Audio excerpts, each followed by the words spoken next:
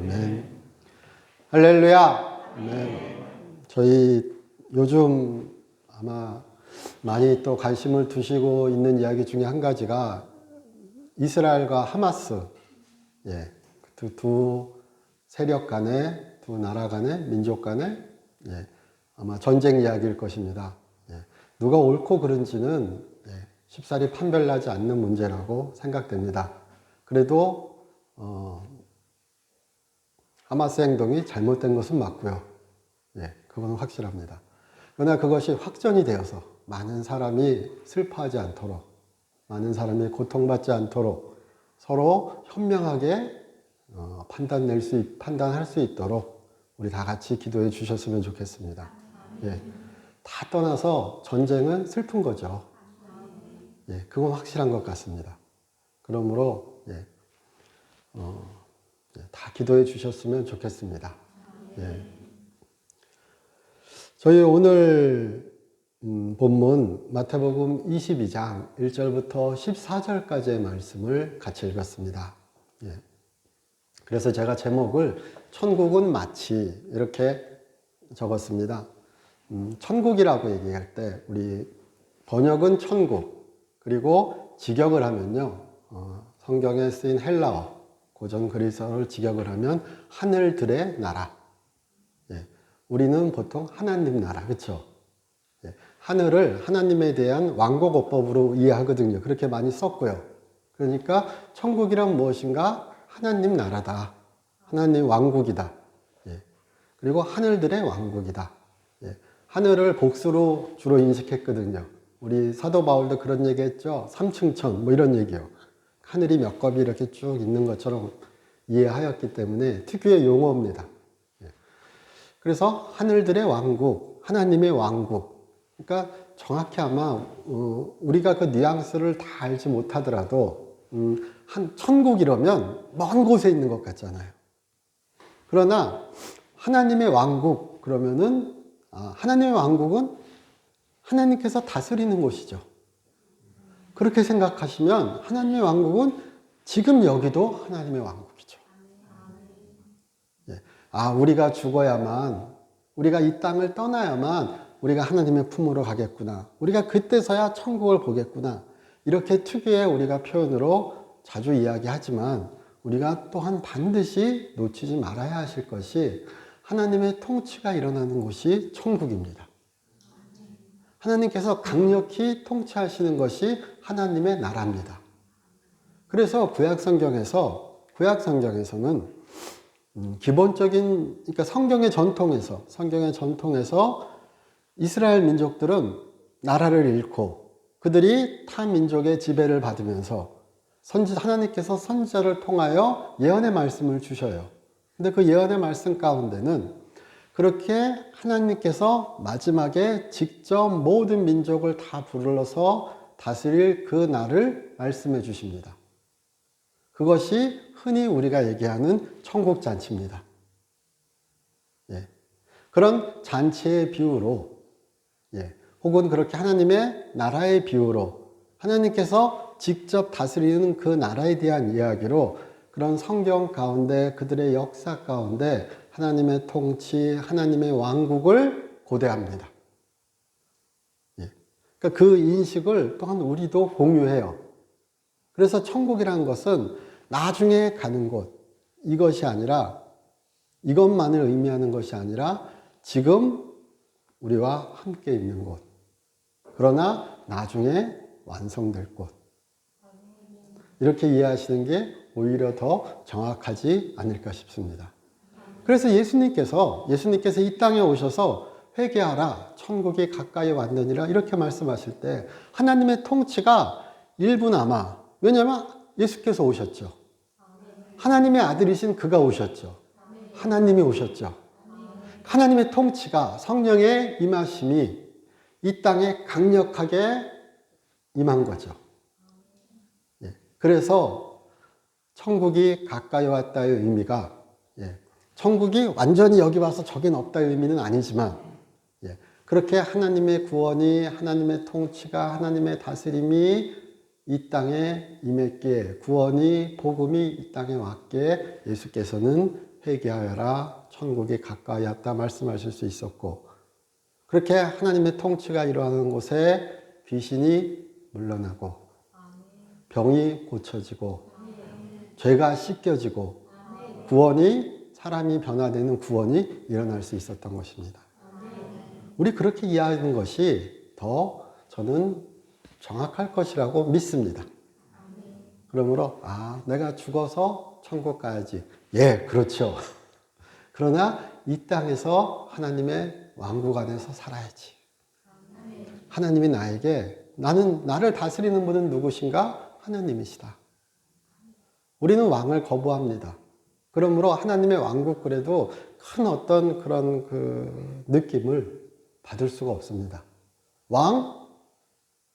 우리 솔직히 그렇죠. 대통령을 직접 눈앞에서 보면 저도 떨 겁니다. 그러나 제가 TV에서 보는 대통령은 옆집 아저씨만도 못합니다. 예, 동네 아저씨죠. 내가 대통령을 볼 것도 아니고 대통령과 연관될 것도 아니고, 그렇죠. 그러니까 그냥 멀리 있는 사람이에요. 그가 내 인생에 그가 펼치는 정책으로 인하여 큰 영향을 미칠 걸 알죠. 대통령의 정치가들의 정책이. 그렇죠. 그러나 그가 무슨 말을 한다 그래서 내가 그렇게 막 떨어요? 제가? 그렇진 않습니다. 예. 그러니까 왕은, 우리에게 있어서 왕은 더해요. 예. 우리가 신앙으로 교회에서 고백하실 때 하나님은 나의 왕이시다, 예수님은 나의 대통령이시다, 이렇게 만약 고백한다 그러면 그 무거움이, 그 진실함이 우리에게 제대로 담겨 있을까 한번 우리 고민해 보는 것도 전혀 무리하지 않을 것이라고 생각됩니다. 우리의 고백 가운데 그가 나의 왕이시다, 그는 나를 다스리시는 분이시다, 나는 그에게 순종하는 사람이다, 그의 말씀이 나를 인도하신다. 우리의 이 가벼운 고백 혹은 무거운 고백이 얼마나 큰 의미를 담고 있는지, 그런 것 또한 우리가 돌아볼 수 있는 이 시간이 우리의 삶이 되시기를 주님의 이름으로 축원합니다. 그는 멀리 계신 분이 아니라 우리와 같이 계신 분입니다. 그는 지금도 성령으로 말미암아 우리를 통치하십니다. 우리를 인도하십니다. 말씀을 통하여 그가 우리에게 이야기하십니다.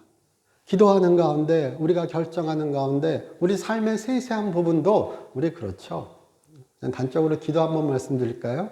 제가 어머님한테, 제 어머니한테 예전에 막 뭐라 그러면서도 한편에서는 부럽고 한편에서는 뭐 저런 것까지 막 그랬던 것 중에 한 가지가 장보러 가서도 기도하십니다. 예. 그냥 적당히 개인적으로 판단하시지. 장보러 가서도 기도하셔요.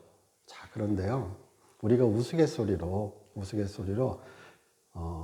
대단한 것, 인생의 큰 고비인 것, 이런 것만 하나님께 아뢰고 그에게 간구하는 것이 뭔가 멋있어 보이죠.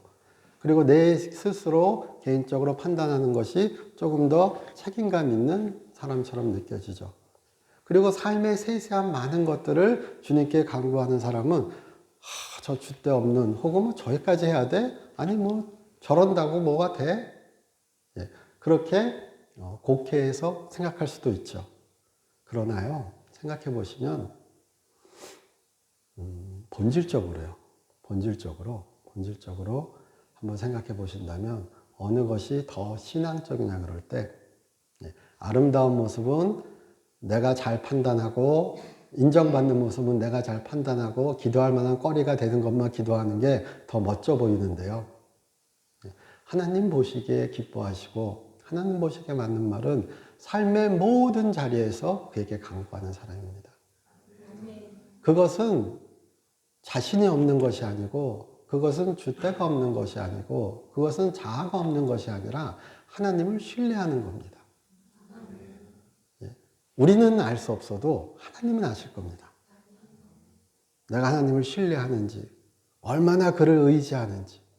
그러니까 우리는 하나님께 그런 성령을, 그리고 내가 그렇게 하나님을 의지할 수 있기를, 신뢰할 수 있기를 주님께 간구하시고 우리 삶을 그와 함께 하시기를 주님의 이름으로 축원합니다. 네. 같은 옷을 입어도 같은 고백을 해도 네. 삶의 모습은 그 본질은 참 다를 수 있습니다. 네. 같은 예수를 주로 고백해도 삶의 표현은 다를 수 있죠. 네. 그리고 이거는 지옥 갈 거고 이건 천국 갈 거고 그건 나중에 하나님이 판단하셔요. 예, 이러면 또 얘기합니다. 아, 저 확신 없는 목사 무슨 얘기를 하는 거야 지금. 예, 그것이 아니라 하나님이 선악간을 판단하십니다. 그러나 또한 하나님은 우리에게 그를 주로 고백함으로써 우리를 구원하셨음을 성경은 또한 이야기합니다. 예. 그러니까 우리의 구원은 흔들리지 않아. 그러나 우리는 마음대로 살면 안 돼. 예. 이 사이에 우리의 진실이 있습니다. 오늘 우리 마지막 구절 있죠. 비유 가운데. 오늘 우리 읽은 22장 14절. 같이 한번 읽어볼까요? 22장 14절. 예. 뭐라고 나오죠?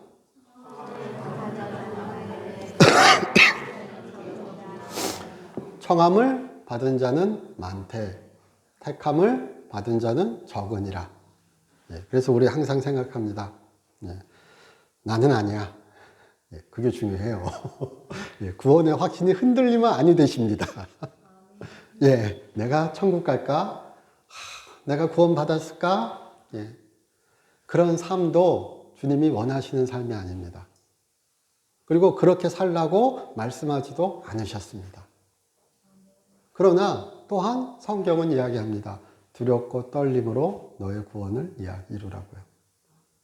그렇게 좋아하시는 사도 바울의 이야기입니다. 자, 주님과 함께 동행한, 저는 베드로를 좋아한다고 제 개인적인 취향이라고 자주 말씀드리죠. 예, 개인적인 취향은 건드리는 거 아닙니다. 이거는 옳고 그름의 문제가 아닙니다. 예, 아주 반사회적이지 않은 다음에는, 도저히 눈 뜨고 못 볼 정도로 꼴 보기 싫지 않은 다음에는, 예, 취향은 진짜 개인적인 문제죠. 저는 베드로가 좋습니다. 예. 그런데 사도 베드로는 베드로전서 1장 2절에서 가까우니까 한번 찾을 수 있죠, 우리요. 예, 베드로전서 오늘 구절과 많은 관련이 있습니다. 베드로전서 1장 2절 말씀. 신약성경 377쪽입니다. 우리 본문은 다 아시니까 제가 이렇게 말씀드립니다. 베드로전서 1장 2절 제가 한번 읽어보겠습니다. 곧 하나님 아버지의 미리 하심을 따라 성령이 거룩하게 하심으로 순종함과 예수 그리스도의 피 뿌림을 얻기 위하여 택하심을 받은 자들에게 편지하노니 은혜와 평강이 너희에게 더욱 많을지어다. 예. 부르시고 택함을 받은, 연결되죠. 예. 사도 베드로는 그의 편지에서 이 부르시고 택함을 받음에 대하여 아주 직접적으로 이야기합니다. 그런데 왜 택함을 받았다고요? 사도 베드로는 일반 교회, 우리 이거 일반 서신이라고 얘기하죠. 예. 모든 교회를 향하여 보낸 사도 베드로의 편지입니다. 예. 물론 그러면 바울은 특별한 교회, 바울도 모든 교회에 편지를 보냈습니다. 굳이 그렇게 말씀드리면. 그러나 성령이 거룩하게 하심으로 순종함과 예수 그리스도의 피쁨을 얻기 위하여 택하심을 받은 자들이죠. 우리는 누구인가? 순종함과 예수 그리스도의 피 뿌리심을 받기 위하여 택하심을 받은 자들이에요. 그렇죠? 그러니까 택하심을 받은 자들은 순종해야 돼요. 예수 그리스도의 피 뿌림을 얻기 위하여 달려가야 돼요. 예. 예수 그리스도의 피 뿌림은 그의 보혈의 능력이죠. 그의 대속하심이죠. 그의 십자가의 죽으심이죠. 죽기까지 하나님께 순종하신 것이죠. 세상의 구원을 위하여 그를 내려놓으신 것이죠. 우리 다방면으로 얘기할 수 있죠. 예. 그것을 사도 바울의 용어로 바꾸면 뭐가 될까요? 그리스도의 향기를 풍기는 자입니다. 그리스도로 옷 입은 자입니다. 질그릇에 보배를 품은 자들입니다. 우리의 육신은 질그릇이에요. 그러나 보배가 있어요. 하나님의 성령. 우리를 거룩하게 하는 하나님의 성령. 우리를 이롭다 칭하게 하시는 주의 보혈. 예. 그의 대속, 그의 십자가가 우리 안에 있어요. 그러므로 우리는 순종하심과 예수 그리스도의 피 뿌리심을 얻기 위하여 택함을 받은 자들입니다.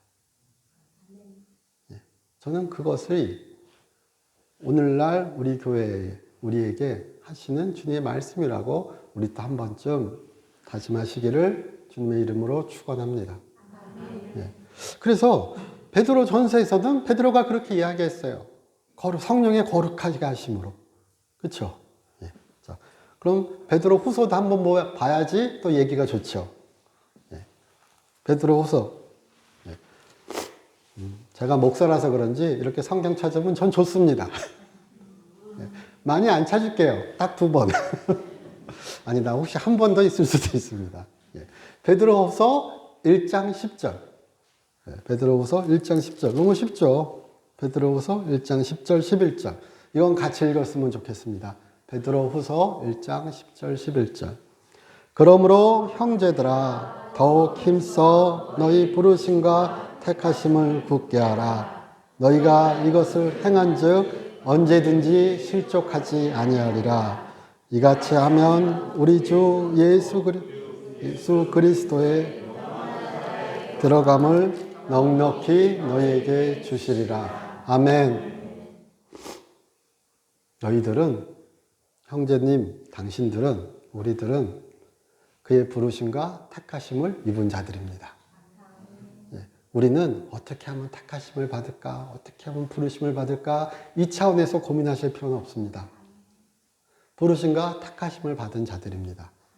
성령의 거룩하게 하심을 입은 자들입니다. 예. 미리 아시고 부른 자들입니다. 그거 갖고 싸우고 그거 갖고 고민하고 막 이러시면 곤란합니다.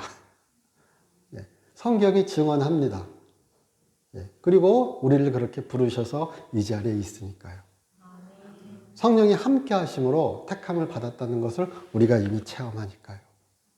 그러니까 우리는 그렇게 성령과 함께 말씀의 진리 가운데 구원의 복음 가운데 예수와 함께 달려갈 사람들인 겁니다. 달려가는 사람들인 겁니다. 그것이 바로 사도 베드로의 용어로 바꾸면 무엇인가? 너희의 부르심과 택함을 굳건히 하라. 예. 하나님이 부르셨고 하나님이 택하셨어요. 그럼 우리는 손나요? 그럼 제가 말씀드릴게요. 구원파세요. 다른 교회 가세요. 그래도 가지 마세요. 갑자기 약해집니다. 예. 예. 가지 마세요. 예. 자, 우리의 부르심을, 그의 택하심을 우리는 은혜에 화답해야 됩니다. 그를 찬양하셔야 됩니다.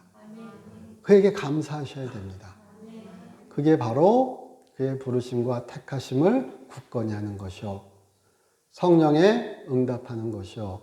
진리에 따라 사는 것이요. 천국의 능력 안에 사는 것이요. 하나님 나라를 증거하는 것이요.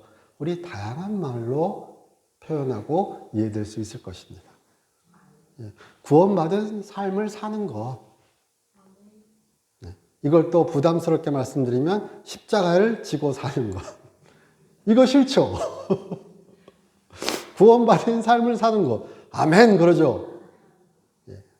십자가를 지고 사는 것. 아멘 그러고 뒤에 가서 후회하세요. 같은 겁니다. 그러나 어느 시대 특정한 개인에게는 천국 안에 사는 게 더 좋고요. 누구에게는 십자가를 지는 것이 진리입니다. 그러나 구원도 구원도요, 성경에서는 여러 방향으로 구원을 한마디로 적용하기 쉽지 않습니다. 그러므로 구원 또한 성경 안에서는 여러 단어로, 여러 표현으로 나타내집니다. 아마 가장 광범위한 표현은 그리스도와 연합함일 것입니다. 오히려 그게 더 많이 나와요. 우리가 흔히 아는 칭의 이 표현보다요, 의롭게 하심 이 표현보다 예수 그리스도와 연합하여, 예수 그리스도와 함께, 이런 표현이 구원의 표현으로 더 많이 사도 바울조차도 사용합니다. 헷갈리지 마세요. 그러나 그런 것처럼 십자가를 짐과 천국의 삶을 삶은 구원의 복음의 여러 포함된 여러 다른 면의 일부일 것입니다. 그렇겠죠. 십자가만 져야 돼, 이것도 아닙니다. 천국의 능력만을 우리가 막 봐야 돼, 이것도 아니겠죠. 그런 것처럼 부르심을 굳게 하는 그 삶의 모습은 여러 가지일 것입니다. 그러나 그 삶의 모습이 우리 안에 나타나야 되면 맞습니다. 부르심을, 선택됨을 굳건히 하셔야 됩니다. 그건 맞습니다. 십자가를 지고 천국의 능력 안에서 예수를 찬양하고 증거하고 그렇게 살아가시는 그런 삶이 되시기를 주님의 이름으로 축원합니다. 제가 아는 한에서 말씀드렸습니다. 저희 본문을 다시 한번 돌아갈까요? 그래서 예수님께서 그렇게 말씀하십니다. 천국은 마치, 여기에 나오는 기본 배경은 혼인잔치죠. 혼인잔치입니다. 이 비슷한 말씀이 누가복음에도 나옵니다. 그래서 우리 이렇게 성경을 보시면 누가복음 14장 15절에서 24절 평행구절이다 이렇게 나와 있는데요. 나중에 한번 보세요. 보셨으면 좋겠습니다. 제가 이런 말씀 종종 드리죠. 실제로 보시는 분 역시 믿고 있었습니다. 이러면은 그냥 이렇게 뭐라 그러죠? 동영상으로 보시는 분들은 다 손든 줄 알 거예요. 그렇죠? 역시 믿고 있습니다. 아무도 안 보셨을 줄. 저도 그랬거든요. 자, 그런데요, 누가복음 14장의 이야기는요, 누가복음 14장의 비유는 얼개가 얼추 비슷한 것 같습니다. 그러나 상당히 세부 사항은 또한 다릅니다. 그리고 오늘 제가 중점적으로 말씀드린 부르심을 입은 자들은 많으나 택함을 받은 자는 적다는 그 일련의 이 비유의 만약 비유를 이 비유를 한 3단위 정도로 나눕니다. 첫 번째 부르심을 입은 자들, 그리고 두 번째 다시 초청받는 이야기, 그리고 세 번째 이렇게 그 비유에 대해서 이야기하는 표현들, 그렇게 세 덩어리를 크게 나누는데요. 누가복음의 비유는 이 잔치에 초대받은 것에 대해 거부한 사람들에 대한 심판과 그런 이야기들이 나오지 않습니다. 그래서 비슷한 이야기가 될 수 있을지라도 조금 더 제가 믿는 바는 다른 맥락에서, 다른 상황에서 예수께서 말씀하셨던 비슷한 이야기. 우리 그렇죠? 이 자리에서는 이렇게 이야기하고 또 비슷한 이야기라도 다른 자리에서는 다르게 이야기하는 경우가 충분히 있죠. 근데 그것을 같은 이야기라고 그냥 합쳐버리면은 그 당시에 그 자리에서의 예수께서 전하고자 하셨던, 그리고 말씀하고자 하셨던, 그리고 마태복음 자체 내에서 얘기하고자 하는 그 의미가 어떻게 보면은 좀 무너질 수 있습니다. 그래서 오히려 이 비유는 누가복음과 막 비교하면서 보시는 것보다 이렇게 성경에 같이 있지만 마태복음 자체 내에서, 문맥 내에서, 그리고 마지막에 제가 말씀드렸던 그 부르심을 입은 자는 많으나 택함을 받은 적다는 그 이야기 안에서 보셨으면 좋겠습니다. 이 이야기의 일련의 이야기의 시작은 사두개인들과 바리새인들이나 이런 예수님을 반대하는 사람들이 당신은 누구의 권위로 그런 일을 하는가? 성전 청결을 이루고 그렇게 어떻게 보면 우리의 신앙을, 우리의 체제를 망치는가? 당신은 누구의 권위를 하는가? 거기부터 시작하는 일련의 이야기입니다. 예수님께서 예루살렘에 입성하셔서 그게 바로 우리 몇 주 전에 쭉 이어지는 이야기, 21절부터 쭉 나오죠. 그러면서 예수께서 그럼 침례 요한이 누구의 권위로 일했는가 오히려 물으시죠. 예, 물으십니다. 확인하시면 다 나와요. 예. 그렇게 물으시면 그들이 대답 못해요. 왜요? 사람의 눈이 무서워서. 대답 못하고 그럼 나도 대답치 않겠다. 그러나 명확하죠. 침례 요한도 하나님의 권위로 일을 하였고 예수님도 하나님의 권위 아래 일하십니다. 그래서 그의 세례 때 그렇게 성령이 내려오셨습니다. 그것은 마태복음도 마가복음도 누가복음도 공히 인정하는 바입니다. 그래서 그의 세례 때 성령의 내려오심은 중요한 사건입니다. 제가 신학교 때 배울 때는 이런 표현까지 썼습니다. 대관식이라고요. 그는 그전부터 하나님의 아들로 오셨죠. 그러나 이는 내 사랑하는 아들이다. 그렇게 말씀하시고 성령이 내려오시는 장면은 마치 대관식 같은 거죠. 그렇게 표현하기도 했습니다. 물론 저는 교수님께 물었습니다. 이미 아들인데 왜 대관식이냐고요. 쓸데없이 묻는 거죠. 갑자기 기억났네요. 저희가 그래서 그렇게 그 다음에 포도원의 비유, 포도원 품꾼의 비유들을 하면서 예수께서 그렇게 초청하심을 그리고 예수께서 하나님이 열매를 요구하시는데 오히려 종들이 그의 열매를 내놓지 않고 아들을 죽이는 그런 비유들을 쭉 하십니다. 그리고 오늘 마지막 세 번째 비유예요. 비유가 세 가지 비유가 나오는데요. 그 비유가 바로 오늘 읽은 비유고 천국은 마치 그렇게 혼인잔치에 사람들을 초대한 왕과 같다. 하나님은 어떤 분이신가? 하나님의 통치는 어떤 것인가? 어찌 보면 그렇게 얘기하는 거예요. 천국 들어가는 조건을 찾기 위해서 막 우리는 살아요. 천국 들어가는 조건은 이미 다 받으셨어요. 누가? 하나님의 은혜로 우리에게 허락하셨어요. 그러면 열심히 천국 안에서 달리셔야죠. 성경은 그 얘기를 해요. 열심히 천국 안에서 달리라고요. 그게 바로 제자도입니다. 그래서 오늘 마지막에 제가 딱 신학적인 얘기들은 다 빼고 마지막에 그렇게 하십니다. 거절당한 왕이 손님들을 다시 초대하죠. 처음에 초대받은 사람들은 거절하잖아요. 오늘 우리 읽은 본문에서 22장에서 다 거절하잖아요. 처음에 초청받는 사람들은. 3절이죠. 그 종들을 보내어 그 청한 사람들을 혼인잔치 오라 했더니 오기를 싫어하거늘. 그렇죠. 5절에 그들이 돌아보지도 않고 이런 얘기하죠.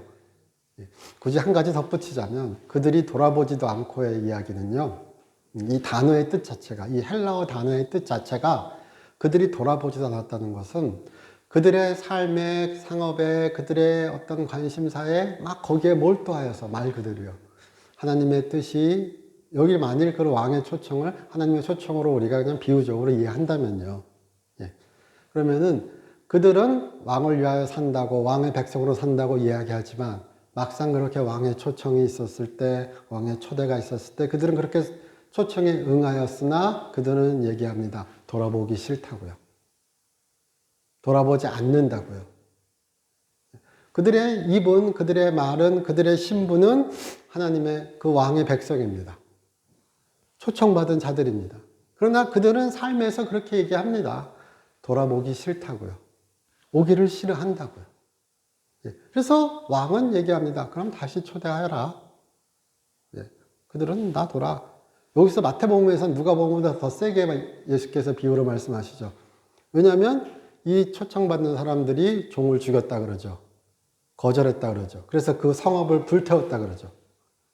그래서 흔히 얘기할 때 AD 70년, 72년에 예루살렘 성전의 그런 예루살렘의 무너짐을 예수께서 비유로 이야기하셨다. 이렇게 이야기하기도 합니다. 그러나 예루살렘 성전보다 더 중요한 것은 구원의 이야기죠. 구원의 이야기입니다. 우리에게 좀 더 친숙한 표현으로는 새 이스라엘의 이야기인 겁니다. 그래서 왕이 이야기합니다. 선한 자나 악한 자나 다 가리지 않고 불러라. 흔히 교회 역사에 두 가지 이야기가 있습니다. 교회에 있으면 다 구원받은 것이요. 이게 순수교회론. 이름 좋죠? 순수교회론. 교회에 있다고 다 구원받은 줄 알아?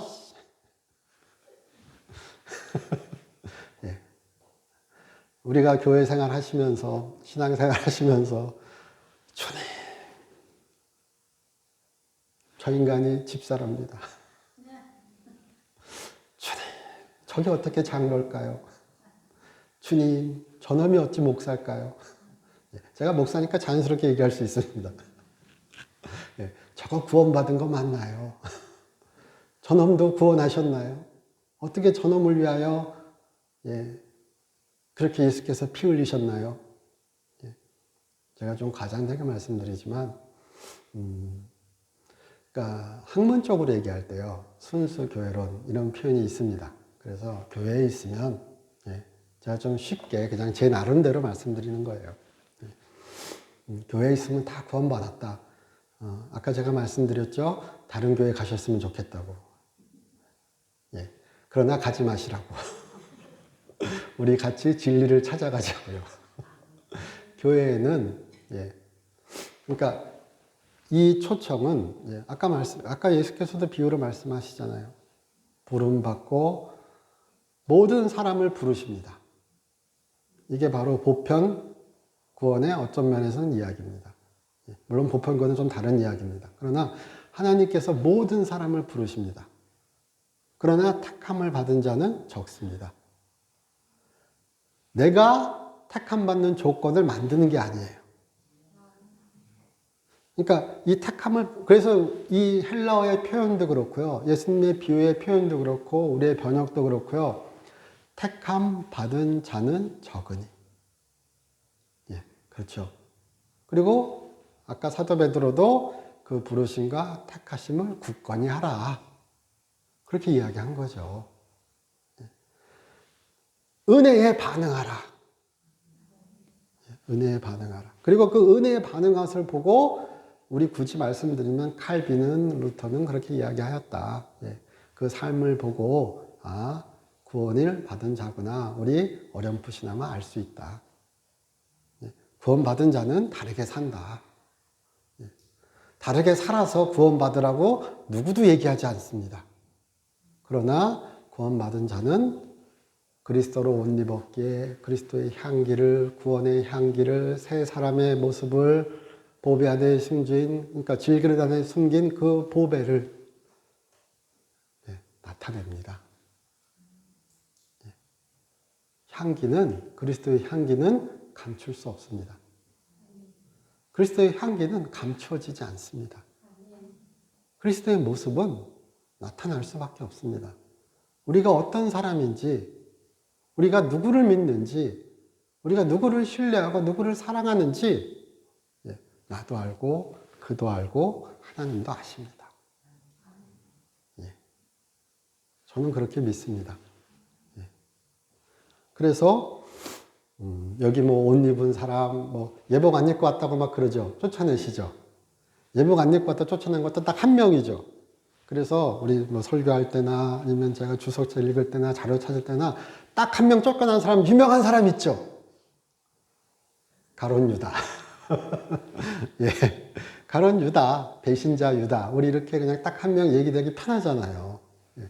그러나 그 한 사람만을 이야기한다 이렇게 얘기하기에는 이 비유가 마태복음의 전체에서 얘기하는 그 이야기가 너무나 넓습니다. 마태복음은 철저하게 제자의 삶을, 우리식으로 얘기하면 지금 구원받은 자의 삶을 이야기합니다. 너희는 나를 주여 주로 주라라고 불렀으나 너희가 어떻게 살았는가라고 유명히 그 산상수훈에서 말씀하시죠.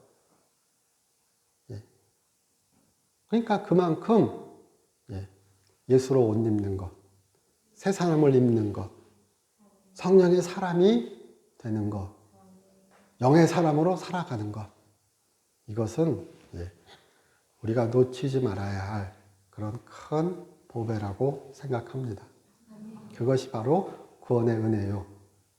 하나님의 통치 아래 살아가는 사람이요. 택하심을 받은 자라는 그런 증명일 것입니다. 증명하고 천국 가세요. 이게 아닙니다. 맨날 싸워요. 그렇다고 내가 그냥 그렇게 살아도 천국 갑니다. 이것도 아닙니다. 뭐 있어? 그 예수를 주로 고백했으면 끝이지. 이러면 참 곤란합니다. 이러면 진짜 위험한 신앙입니다. 진짜 예수의 죽음을, 예수님의 죽으심을 값싼 은혜로 만드는 배덕한 일입니다. 그를 욕되게 하는 것입니다. 그의 죽음을 진짜 값어치 없는 죽음으로 만드는 것입니다. 그를 모욕하고 하나님의 은혜를 더럽히고 진짜 지옥 가십니다. 라고 얘기해드리고 싶습니다. 그러나 우리는 부르심을 받고 있고 택함을 받은 백성으로서 주의 성령이 함께 하시는 사람으로서 주의 통치 안에 사는 사람으로서 기쁨으로 감사함으로 그렇게 주를 찬양하며 주를 증거하며 나가는 사람임을 저는 믿습니다. 그런 삶이 되시기를 주님의 이름으로 축원합니다. 저희 기도드리겠습니다. 하나님, 저희 사랑하여 주심을 감사드립니다. 주님과 함께하는 우리 되게 하여 주시옵소서. 주께서 우리를 부르셨고 그렇게 택하심 가운데 우리 주의 성령으로 살아갈 수 있게 해주심을 감사드립니다. 우리 주로 옷 입게 하여 주시옵시고 주를 나타내는 우리 되게 하여 주시옵소서. 주 예수 그리스도의 이름으로 기도드립니다.